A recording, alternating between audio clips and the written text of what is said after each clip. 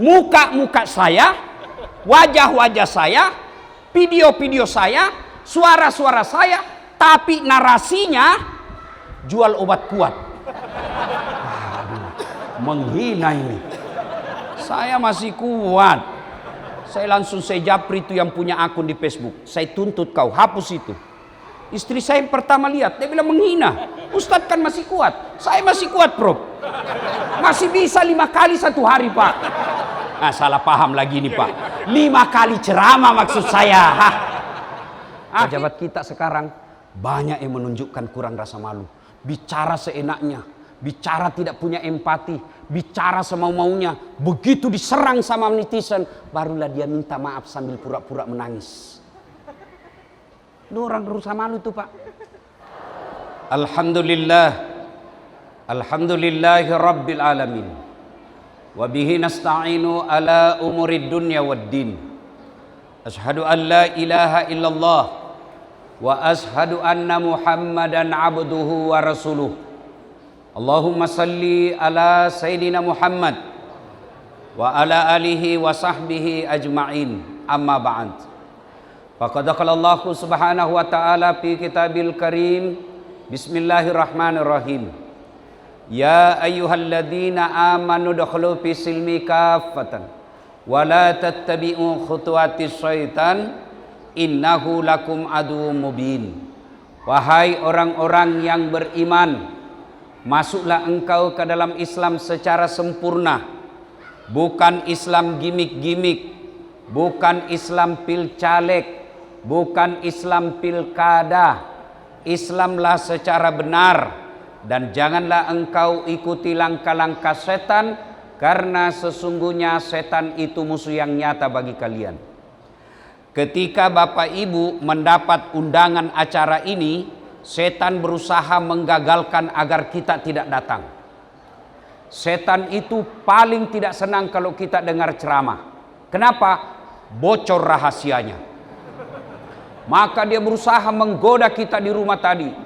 Nggak usah kau datang, panas, capek. Nggak usah kau datang, baru saja kau dengar khutbah tadi. Nggak usah kau datang. Alhamdulillah, setan yang ada di rumah berhasil kita kalahkan sehingga kita bisa hadir di tempat ini. Apakah setelah duduk di tempat ini setan menyerah? Tidak, dia goda lagi agar kita tidak dengar ceramah. Nggak usah dengar ceramah, nggak usah dengar ceramah. Pegang HP-mu, pegang HP-mu. Jadi Bapak Ibu yang pegang HP kena godaan setan. Bagaimana kau mau dengar ceramah itu sih? Bukan saya kau dengar, HP-mu kau lihat. Sudah dikasih tahu masih juga yang pegang HP-nya. Bukan lagi kena setan. Bapak sudah jadi setan. Simpan dulu HP-nya, Pak. Simpan dulu ya. Ibu-ibu. Halo Ibu. Ada 3 golongan yang makbul doanya, mustajab, cepat sampai. Satu di antaranya pendakwah, musafir yang lagi misi dakwah. Saya di antaranya. Dari Makassar musafir ke sini, doa saya makbul, cepat sampai. Maka saya berdoa, ya Allah, bukakanlah pintu jodoh bagi ibu-ibu. Mudah-mudahan suaminya kawin lagi. Khusus yang pegang HP-nya. Kenapa bapak-bapaknya amin? Oh, Masya Allah. Bu, simpan HP-nya dulu, Bu, ya. Bisa, Ibu? Bisa. Ustadz, kita mau rekam. Kalau Ibu rekam, gambarnya kabur, suaranya bising. Tapi kami mau dengar nanti kalau pulang. Nggak usah cemas. Tuh ada kamera saya bawa dari Makassar. Tuh. Tuh. Tapi kau bawa pulang, Ustadz. Jangan cemas. Nonton di YouTube. Tablik Akbar Masjid Osman Al Khair. Sudah itu jangan lupa like and share. Kenapa ketawa? Daripada artis kau follow, apa kau dapat kalau artis kau follow? Jelaskan saya, bapak-bapak, apa kau dapat kalau artis kau follow? Hai guys, kita lagi di Jepang. Emang kau diundang? Hai guys, kita lagi makan kepiting. Kau dikirimi? Ayo. Apa bapak dapat? Ini anak-anak muda yang follow artis itu sampai puluhan juta followernya. Apa kau dapat? Habis amalmu. kelihatan dadanya, kelihatan pahanya, joget. Enggak juga kau dikasih pegang. Apakah cinta-cinta mau? Yang ketawa, saya serius ini. Coba kalau kau follow Mahfud MD, kau paham tentang hukum, kau paham tentang agama, kau follow majelis ulama, kau dapat ilmunya, tambah imanmu. Kau amalkan ilmunya, tambah pahalamu. Kau sebarkan di grup WhatsApp, tambah lagi amalmu, namanya amal jariah.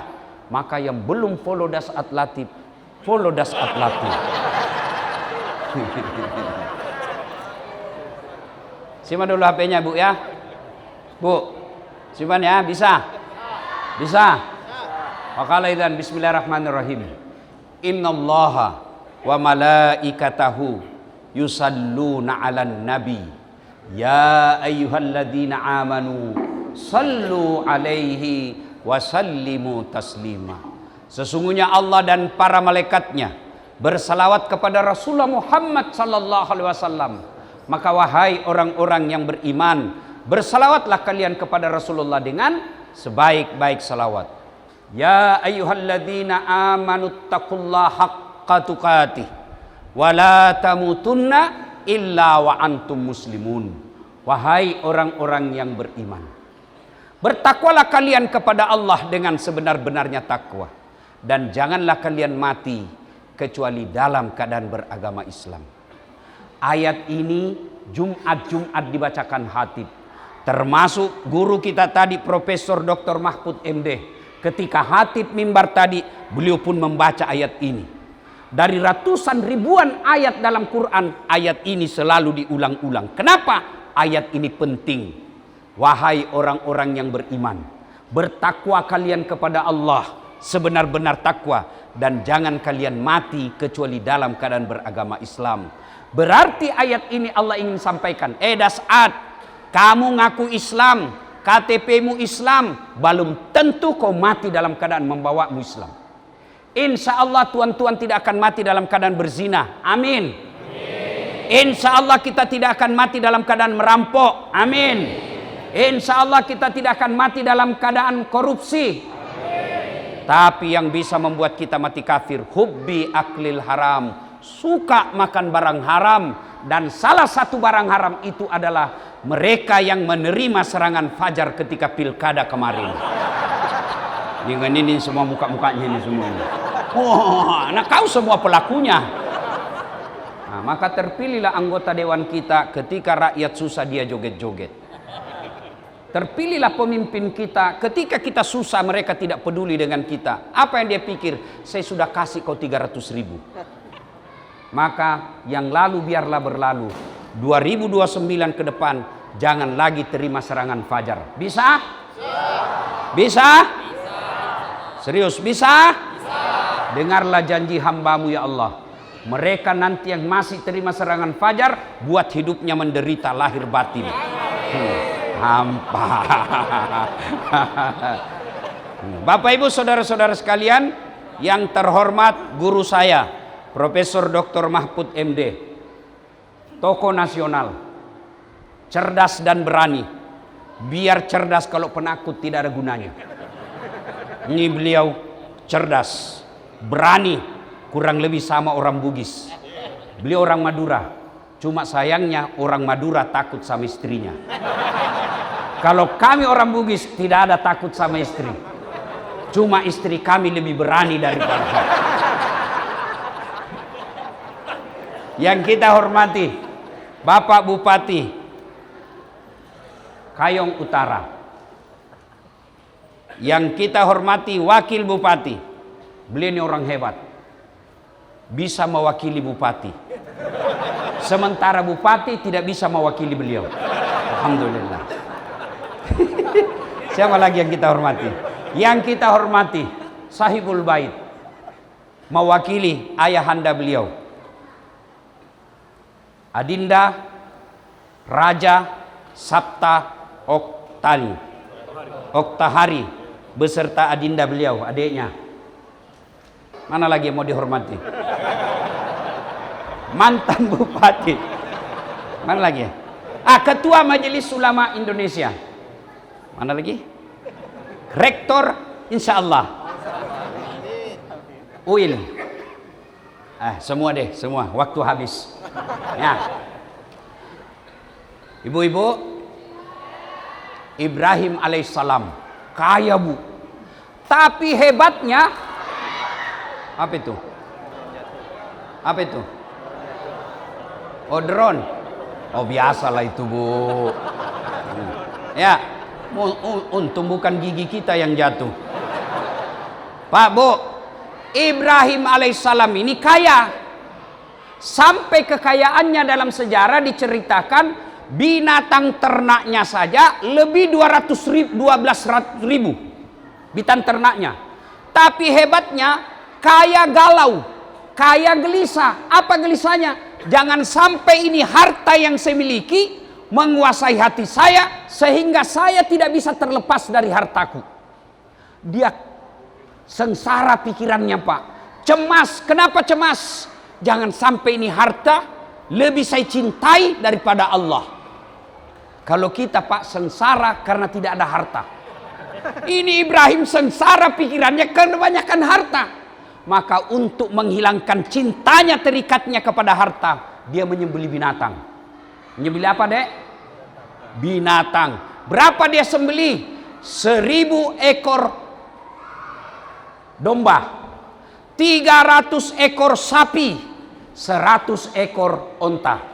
Kira-kira kalau dirupiahkan sekarang kurang lebih 7 miliar. Maka seluruh makhluk memuji, termasuk malaikat. Kira-kira bahasanya begini kalau di Makassar, jago kok Ibrahim, luar biasa kok, banyak sekali kok potong binatang. Apa Nabi bilang Ibrahim? Ini kecil, ini binatang. Coba ada anakku juga saya potong. Kenapa? Waktu itu tidak ada anaknya. Beginilah biasanya bahasanya caleg. Tenang sampean. Saya terpilih sedulur-sedulur. Ojo ragu-ragu. Ono masalahnya, telepon saya 24 jam. Begitu terpilih, dia ganti nomor HP-nya. Ada begitu di sini? Ada. Kau salah, kenapa kau pilih? Wah, Ustadz, tenang Ustadz. Kalau saya nanti punya mobil, saya antar Ustadz kemana-mana ceramah. Begitu ada mobilnya, nggak ngantar ceramah. Kemana? Dia ngantar artis. Lalu Ibrahim kelepasan ngomong. Dia bilang, andai saja ada anakku saya potong. Berlalulah bertahun-tahun. Ibrahim dengan istrinya Siti Sarah tidak punya anak. Siti Sarah mengajukan proposal. Bang, abang kan ini nabi, perlu ada penerus, pendakwah. Abang tidak punya anak nih. Apa kata Ibrahim? Enggak. Jadi bagaimana? Bang, kawin lagi lah bang. Masya Allah. Kalau bapak disuruh kawin sama istri, saya misalnya pak, dah saat kau kawin, merdeka. Dipaksa nikah, tidak mau pak. Sebagian kita dilarang sembunyi-sembunyi pak. Akhirnya desak-desak. Ibrahim pasrah. Oke lah, kalau begitu maumu. Tapi sama siapa? Kata Siti Sarah, bang, tidak usah jauh-jauh. Nih Hajar. Siti Hajar ini pembantunya Ibrahim. Ini menunjukkan tuan-tuan, tidak ada istri yang ikhlas kasih nikah suaminya 100%. Kalau dia ikhlas 100%, pasti dia bilang, silakan kau cari, silakan ke Plaza Indonesia, kau pilih mana yang kau suka. Enggak. Tapi siapa dikasih? Pembantu. Nikah. Setelah menikah, dengan izin Allah, Ibrahim setelah menikah Siti Hajar, hamil Siti Hajar. Dengan izin Allah, hamil pula Siti Sarah. Maka ibu-ibu, halo ibu, kalau ada di sini sampai sekarang belum punya anak, coba ilmunya Siti Hajar, Siti Sarah. Coba ilmunya ya, boleh dicoba. Ibrahim tinggalkan Palestina, yang sekarang namanya Palestina, kau jalan saja. Kemana ya Allah? Pokoknya kau jalan. Nanti saya tunjukkan kau sampai di mana. Jalanlah Ibrahim, anaknya Ibrahim dengan Siti Hajar, namanya Ismail alaihissalam. Inilah keturunannya orang Islam. Ibrahim alaihissalam dengan istrinya Siti Sarah, lahir anaknya namanya Ishak alaihissalam. Inilah keturunan orang Yahudi. Jadi kita dengan Yahudi sebenarnya satu keturunan kakek. Cuma Yahudi kurang ajar. Nah, jalan Ibrahim, Siti Hajar. Kata Siti Hajar, kemana kita? Saya juga tidak tahu. Allah memerintahkan, Tuhanku perintah. Jalan dari Palestina, lalu singgah kau di situ, kata Allah. Ibrahim, kau singgah di tumpukan batu itu.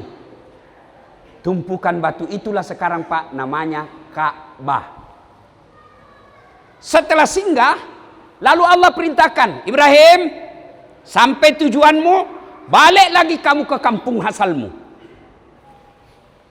Untuk apa ya Allah? Pokoknya kau balik. Lalu Ibrahim berkata kepada istrinya, sayangku, dalam kitab tidak ada sayangku. Ini supaya enak, soalnya panas begini Pak. Ya, saya diperintah Allah untuk balik lagi ke Palestina. Bang, kalau ini perintah Tuhan, don't worry, be happy. Tidak ada dalam kitab ini, tidak ada. Ini bahasa dasar aja ini ya, supaya gaya-gaya sedikit ya kan. Jangan cebas Bang, silakan jokkani launi daeng. Ada Bugis di sini? Ada Bugis? Coba angkat tangan orang Bugis. Masya Allah, kemana-mana saya ceramah selalu ramai orang Bugis. Saya pergi ke Sabah Sarawak, Malaysia, banyak orang Bugis. Saya pergi ke Singapura, ada Bugis Street. Saya pergi ke Cape Town, ada juga orang Bugis. Saya pergi ke Riau, banyak juga orang Bugis. Saya sampai lagi di sini, banyak lagi orang Bugis. Begitu saya masuk penjara, banyak juga orang Bugis. Jago ini orang Bugis Pak. Ya, akhirnya kata Siti Hajar, Daeng, kalau ini perintah Tuhan, silahkan berangkat. Tidak usah cemaskan saya akan urus anakku. Berangkatlah Ibrahim alaihissalam ke Palestina. Siti Hajar, anaknya menangis Ismail. Kenapa? Kehausan di tengah padang pasir. Siti Hajar tidak putus asa. Dia berikhtiar, dia bekerja. Caranya apa? Dia kejar air. Ibu-ibu pernah berdiri di tengah jalan raya, aspal, lalu kita tengok jauh di tengah matahari, panas terik begini, biasa ada air kan kelihatan? Ya, itu bahasa Indonesianya fata morgana. Siti Hajar lihat, wih air, dia kejar, sampai tidak ada, dia kejar lagi. Itulah sekarang dalam ritual haji namanya sa'i, perjalanan lari-lari kecil antara Safa dan Marwah. Ternyata berulang sekarang di 2026. Fata morgana yang dilihat oleh Siti Hajar waktu itu sekarang lebih modern, namanya hoax. Apa namanya? Hoax, berita bohong, hoax. Dan kalau Siti Hajar lari namanya sa'i, kalau kita sekarang namanya AI. Orang bule bilang AI. Itulah AI. Palsu. Dan saya selalu jadi korbannya. Muka-muka saya, wajah-wajah saya, video-video saya, suara-suara saya, tapi narasinya jual obat kuat. Menghina ini. Saya masih kuat. Saya langsung japri itu yang punya akun di Facebook. Saya tuntut kau, hapus itu. Istri saya yang pertama lihat, dia bilang menghina. Ustadz kan masih kuat. Saya masih kuat, Prof. Masih bisa 5 kali satu hari, Pak. Nah, salah paham lagi nih, Pak. 5 kali ceramah maksud saya. Akhirnya, lari-lari kecil, itulah sa'i sekarang. Lari lagi, tidak dapat. pasrah Siti Hajar. Ya Allah, bantu kami, selamatkan saya dan anakku. Allah terpersona dan memerintahkan, Jibril, kau turun bantu Siti Hajar, hentakkan kakinya Ismail di pasir. Dan dihentakkan kakinya, begitu dihentakkan kakinya di pasir, keluar air, muncrat. Lalu melihat air itu, Siti Hajar berkata, Zamzam, Zamzam. Itulah air Zamzam sekarang. Saya doakan yang belum minum air Zamzam, mudah-mudahan Allah berikan kemampuan, kesempatan untuk meminum air Zamzam di sumbernya. Amin. Sudah, berlalulah. Beredar berita, ada air, sumber mata air di padang pasir, di tengah gurun, airnya muncrat tidak pernah habis. Maka beredarlah itu informasi, datanglah orang dari segala penjuru, membikin tenda, membikin penginapan, membikin pemukiman. Itulah sekarang yang dulu namanya Hijaz, sekarang namanya Makkah. Ini mengganggu anak-anak kita di atas ini. Inilah bapak-bapak pelanggaran kita anak-anak. Bapak, saya tidak salahkan mereka. Yang saya salahkan orang tuanya. Saya ini Pak, bukan alumni pesantren. Tapi kalau ada pengajian begini, bapakku dia suruh saya duduk di sampingnya. Duduk kau di sini. Dengar itu bapak saya dulu Pak. Akhirnya, meskipun saya tidak pernah pesantren, saya bisa jadi ustadz. Sekarang lihat anak-anak kita sekarang. Bapaknya duduk ceramah, dia bilang, kau pergi main nak. Tahan hancur-hancurlah dia di atas Pak. Itu, jangan ketawa, saya serius ini. Itu anak disuruh duduk di sampingnya bapak. Ketemulah mereka. Tapi orang bugis mengenggo nih. Si lelu-lelu nih asik. Abu apa kutu. Nah Bapak Ibu saudara-saudara sekalian. Lalu kita lanjut cerita. Itulah Hijaz yang kita sebut sekarang Makkah. Nah, berlalulah waktu. Tanggal 8 Zulhijjah. Mimpi di malam hari Nabi Ibrahim. Ibrahim, kamu pernah berjanji kalau ada anak saya potong. Sekarang ada anakmu, potong itu anakmu. Ibrahim bangun. Ini mimpi atau wahyu? Kalau mimpi, kenapa anak disuruh potong? Keterlaluan betul. Lama ditunggu disuruh potong. Kalau ini mimpi, kenapa kok jelas sekali? Ibrahim berenung-renung, berpikir mimpi wahyu, merenung lama. Maka kita sekarang tanggal 8 Zulhijjah disebut hari Tarwiyah atau hari berpikir-pikir sunnah puasa hari Senin kemarin. Yang tidak puasa, wassalam. Kita puasa insya Allah umur panjang. 9 Zulhijjah, mimpi lagi Ibrahim malam. Ibrahim, bayar utangmu, kau sudah nasar, potong itu anakmu. Ibrahim bangun. Ini bukan mimpi, ini wahyu dari Allah. Yakin dia, maka kita tanggal 9 Zulhijjah sekarang disebut hari Arafah atau hari penuh keyakinan. Sunnah puasa kemarin. Yang tidak puasa, wassalam. Tanggal 10 Zulhijjah, Ibrahim panggil anaknya. Mail, Ismail. Mail. Sini dulu bayi. Apa Pak Ceh? Apa Papi? Begini nak, saya ini mimpi diperintah Allah potong kamu. Menurut kamu bagaimana? Bapak nanti pulang, tanya anaknya bapak, yang SMP, SMA, saya disuruh potong kau nak. Apa kira-kira jawaban anak kita? Kenapa saya? Atauku aja yang sudah tua, sudah mau mati itu dia. Itu anak pintar, tapi tidak soleh. Maka Ibrahim mintanya bukan anak pintar. Apa doanya Ibrahim? Allahumma rabbi habli minas salihin. Ya Allah, berikan hamba anak yang soleh, bukan anak yang pintar, anak yang soleh. Bayangkan apa jawaban anaknya. Pak, kalau anak kita suruh potong, kalau anak 5 Pak, kita punya anak 5, suruh potong, cari yang mana beleng-beleng. Nah ini beleng-beleng ini potong dia ini. Satu Pak disuruh potong. Ibrahim ajak diskusi anaknya. Apa jawaban anaknya? Pak, kalau ini perintah Allah, jangan cemaskan saya. Kalau ini perintah Allah, jangan ragu, laksanakan. Insya Allah, Bapak akan mendapati saya anak yang sabar. Nah, sudah. Melempar 3 jumroh itulah kejadian waktu Ibrahim mau gerek anaknya. Ada jamaah haji Pak dari Indonesia. Dia ambil batu, dia sudah lihat inilah setan. Dia selalu menggoda saya. Bismillah, Allahu Akbar. Kembali itu batu Pak. Melentingkan dinding, lenting, hampir kena kepalanya. Penasaran dia pungut itu batu. Begitu dilihat ada tulisan, sesama setan dilarang saling melempar.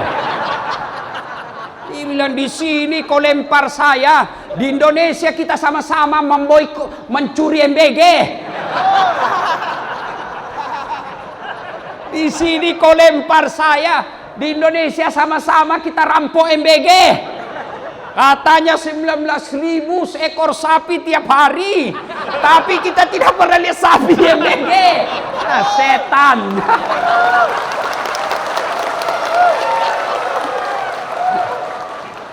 Ya, di sini kau lempar saya, di proyek jembatan sama-sama kita tilap main selisih.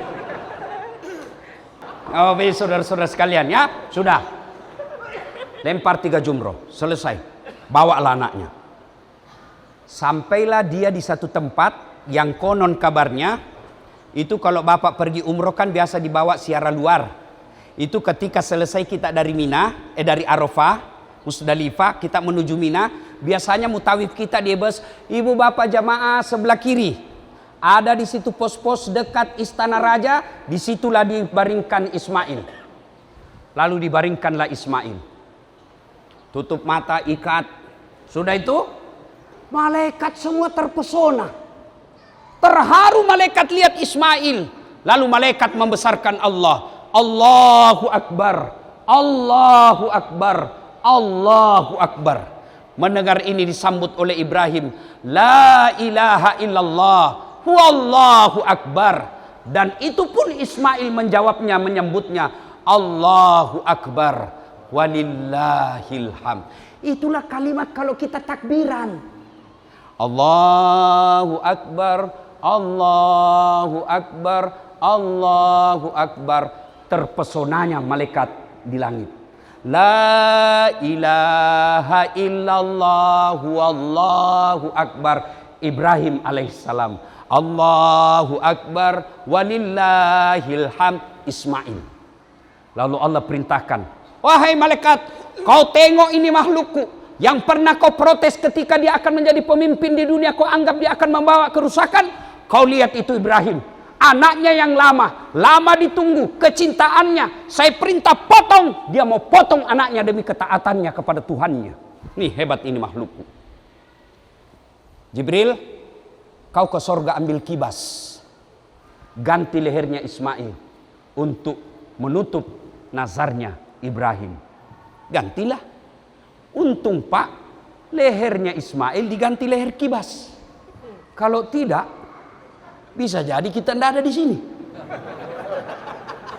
Bayangkan, kalau Pak Oso diperintah Allah, potong anakmu satu, dicarilah di mana di sini. Iya kan? Alhamdulillah. Maka jangan pelit. Yang paling alim yang ini. Maka jangan pelit Pak. Pujilah Allah.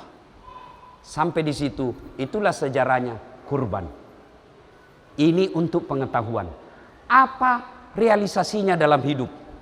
1. Jangan pernah pelit untuk Allah. Tadi Prof Mahfud bacakan di penutupnya. Inna a'tainakal kauzar. Terjemahan bebasnya.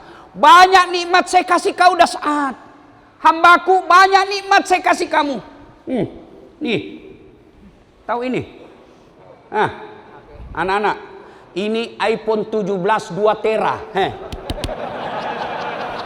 kalah HP-nya, kalah. Apa ini mahal? Apa ini mahal? Bukan. Apa yang mahal? Telinga. Biar ada inimu, kalau kau tuli, ayo ha. Hei.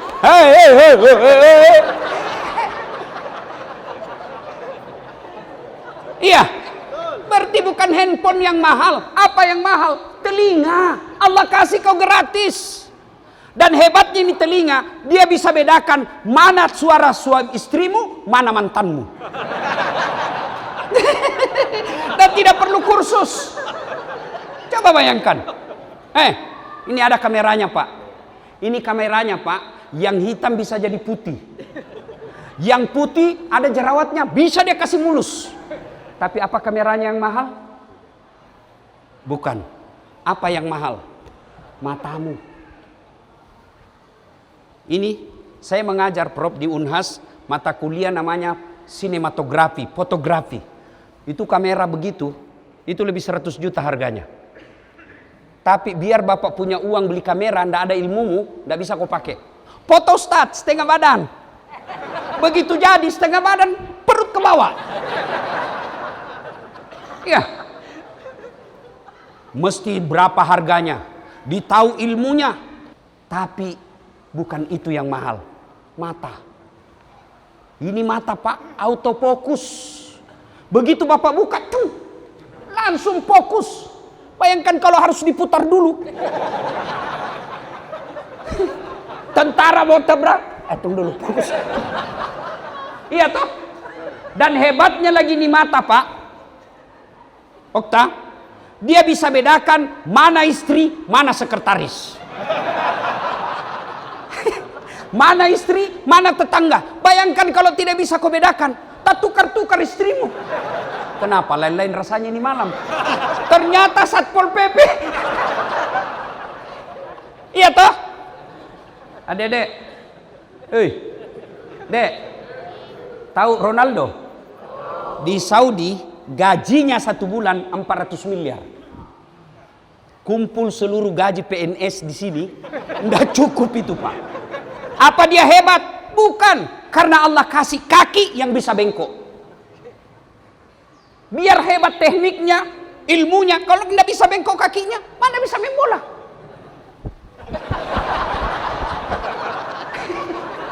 Iya toh? Kenapa saya bisa datang ceramah di sini? Karena kaki saya cantik gantian jalan. Bayangkan kalau dia tidak mau gantian jalan, tidak gerak saya, Pak. Capek. Iya toh? Atau dia mau jalan bersamaan. Maka kita ucapkan alhamdulillah. Alhamdulillah. Ibu-ibu, mau cepat kaya? Mau? Jual jantungmu. Jantung di Hong Kong harganya sekitar 7 sampai 10 miliar. Allah kasih gratis. Ginjal kalau dijual 2 sampai 3 miliar, 2 di dalamnya 6 miliar. Bayangkan, ada lagi nikmat, Prof. Namanya nikmat gigi. Pak, Bapak pernah bayangkan itu bagaimana seandainya nih gigi tumbuh dan panjang seperti rambut? Pernah bayangkan? Gondrong sudah rambutmu ini, Pak. Saya yakin Pak Bupati dia akan terpilih kalau sudah gondrong mulutnya. Allahu Akbar. Maka kita selalu ucapkan alhamdulillah. Bu, biar dia kaya, terkenal, sehat, tapi tidak ada iman, tidak ada guna. Mau saya kasih contoh? Fir'aun terkenal sampai sekarang. Kekayaannya masih dicari sampai sekarang di Mesir. Gagah, raja, tapi tidak punya iman. Allah hinakan Fir'aun. Mana buktinya? Sampai sekarang tidak ada satupun orang sini, apa namanya? Kayong, Sukadana, tidak ada satupun mau kasih nama anaknya Fir'aun. Nah, kau Fir'aun ya. terkenal, banyak duitnya, populer, raja. Allah hinakan Fir'aun, bukan cuma di situ Pak, diharamkan masuk surga. Kalau kita 50-50, ada harapan masuk surga, terbuka peluang masuk neraka. Fir'aun pasti masuk neraka. Sebaliknya ada manusia hina di pandangan manusia, namanya budak. Budak itu beda pembantu, pembantu digaji, budak tidak ada gajinya. Namanya Masyitah, tukang sisirnya anaknya Fir'aun, tapi purna iman. Allah muliakan. Ketika Nabi Isra Mi'raj, terpesona Nabi. Jibril, bau apa ini? Harum betul. Tidak pernah aku dapat harum seperti ini. Siapa dia Jibril? Arwah para nabi, para rasul, malaikat? Bukan. Siapa? Masyitah dan keluarganya. Dan hebatnya Allah muliakan Masyitah. Berapa banyak perempuan yang namanya Masyitah. Maka iman yang penting. Dan ciri-ciri orang beriman, dia berkurban. Saya tidak mampu. Dengar kata guru kita tadi, Prof. Mahfud MD. Nabi katakan, siapa yang sudah mampu dan tidak berkorban, jangan kau dekati masjid kami. Saya tidak mampu. Oke, mari saya hitung. Yang tidak mampu, berapa satu gelas kopi di warkop? Berapa? 15.000. Kue 2, 5.000. 20.000, ya kan? Rokok satu bungkus 30.000. Sudah berapa? 50. Kuota bulananmu? Jangan ketawa, saya seru sini. Kali 1 tahun tidak mungkin kau tidak bisa beli kambing. Maka hati-hati saudaraku. Inna a'tainakal kausar, kata Allah. Saya kasih kau nikmat. Maka Allah tidak minta kita banyak. Allah cuma minta apa? Fasalli li rabbika wanhar. Salatlah kalian. Kalau kau salat, saya kasih kau apa yang kamu mau. Contoh, saya akrab dengan Pak Oso. Saya datang ke Jakarta. Tapi Puang, saya lagi di Jakarta ini. Saya mau keliling-keliling cari orang Bugis keluarga saya, tapi tidak ada mobilku. Kata Puang Oso, tenang Ustaz, telepon Pak Eko. Kau siap? Itu ada Dasat Latif di bandara. Kau bawakan mobil full tangki, tapi jangan lupa kasih pembeli oleh-oleh. Contoh, biar contoh cemburu juga Pak. Udah. 1 jam kemudian datang Pak Eko. Pak Ustadz, ini ada kunci mobil, silakan gunakan selama Ustadz di Jakarta. Full tangki, ini juga ada pembeli oleh-oleh dari Pak Oso. Selesai urusan saya soal mobil. Kenapa? Saya akrab sama yang punya mobil. Sebaliknya, ada dari Makassar, tidak pernah ketemu, tidak pernah dengar nama, tidak pernah lihat wajahnya, datang Jakarta. Tapi Puang, pinjam dulu mobilnya. Siapa ditelepon Pak Oso? Kapolres. Tangkap itu, tukang tipu itu. Tidak pernah ketemu kok, pinjam mobil. Tangkap dia. Begitu juga dalam hidupmu sedulur-sedulur. Tidak pernah kau sholat. Sholat cuma hari Jumat. Paling terlambat datang, paling cepat pulang. Orang khotbah kau tidur. Ada masalah dalam rumah tangga. Ya Allah, capek saya hidup. Capek saya hadapi hidup ini ya Allah. Allah berfirman, malaikat karena dia sudah capek jalani hidup, cabut nyawanya. Nggih? Nggih? Tuan-tuan, tidak ada susahnya bagi Allah kasih dunia. Allah cuma minta perbaiki sholatmu. Saya kasih lagi contoh. Pak Oso punya ajudan, ya kan? Begitu beliau panggil ajudan, itu Pak Eko biar lagi duduk langsung lompat, siap. Kalau perlu lagi makan kacang, dia makan dengan kulit-kulitnya, siap. Iya toh? Kira-kira pernah enggak itu si Pak Eko dipanggil sama Pak Oso? Pak Eko, tunggu dulu Pak. Sini, Bapak dan saya sibuk. Dipulangkan kau kesatuanmu. Itu manusia, betapa takutnya kita. Lalu kenapa ketika sedulur-sedulur dipanggil Allah, hayya 'alas shalah, apa jawaban sampean? Tunggu. Tuhanmu kau suruh menunggu. Sementara Pak Oso saja kau tidak mampu bilang tunggu. Pantas 30 tahun kau merantau dari Jawa. 30 tahun kau merantau dari Sulawesi. Sampai sekarang kau tidak bisa lepas dari kredit. Kenapa? Tuhanmu kau suruh menunggu. Sedulur-sedulur, tidak ada susahnya bagi Allah kasih yang kita mau. Allah panggil hayya 'alas shalah, cukup tidak? Dia ulang 2 kali. Hayya 'alas shalah, belum datang. Allah tingkatkan kasih sayangnya dengan panggilan yang lebih mesra. Hayya 'alal falah, sini Bu, saya kasih apa yang kamu mau. Itu hayya 'alal falah, bahasa Indonesianya, sini saya kasih kamu kemenangan. Apa itu kemenangan yang kamu mau? Ya Allah, bahagiakan rumah tanggaku. Ya Allah, perbaiki kesehatanku. Ya Allah, jadikan anakku soleh dan soleha. Allah maha mendengar, maka dia panggilnya, hayya 'alal falah, sini kamu, saya kasih kamu yang kamu mau. Tapi apa yang terjadi? Kita malah tidak datang. Wajar, hidup kita jauh dari apa yang kita inginkan. Saya sudah sholat Ustaz, betul kau sholat tapi tidak ikhlas. Hayya 'alas shalah, asar lagi. Kau tidak ikhlas. Saya sholat Ustaz, betul kau sholat tapi main-main.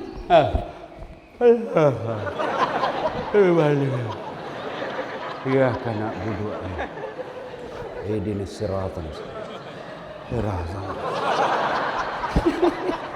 Siapa ajar kau sholat makoti polo? Bapak ketawa karena Bapak membayangkan diri sendiri kan? Sholatnya bukan ingat Allah. Apa dia ingat? Uang. Allahu Akbar. Tadi duit saya 200.000. Beli pulsa 100.000. Mana yang 100 ya? Allahu Akbar. Di mana saya simpannya? Karena dia sendiri Pak. Dia periksa sendiri kantongnya. Allah. Begitu assalamualaikum. Oh di bawah sadel. Selama Bapak sholat. Maka pulang dari pengajian ini, cukuplah perbaiki sholat. Itu sudah luar biasa. Yang kedua, kata Allah, setelah kau perbaiki sholat, berkurbanlah. Saya yakin sedulur-sedulur sudah kurban. Tapi bukan ini yang penting. Sapi bukan itu yang penting. Ada yang tanya saya di medsos, Ustadz, ini ada pemerintah bagi-bagi sapi pakai APBN. Bagaimana pandangan Ustadz? Masih jadi lebih bau, masih jauh lebih baik yang 100 miliar itu bagi-bagi sapi daripada diambil para koruptor dan oligarki. Kita hargai niat baiknya. Soal amalnya biar Allah yang tahu. Udah? Nyembeli sapi bukan itu yang utama bagi Allah. Darah dan dagingnya tidak sampai kepada Allah. Tapi apa yang sampai? Kau potong sifat-sifat binatang dalam dirimu. Apa sifat binatang yang paling utama harus kita lawan? Kurangnya rasa malu. Qillatul haya, kata Nabi. Kurang rasa malu. Coba lihat itu sapi. Tahu sapi Bu? Tahu sapi? Keliling aja tuh ndak pakai celana.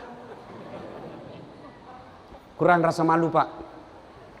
Pejabat kita sekarang banyak yang menunjukkan kurang rasa malu.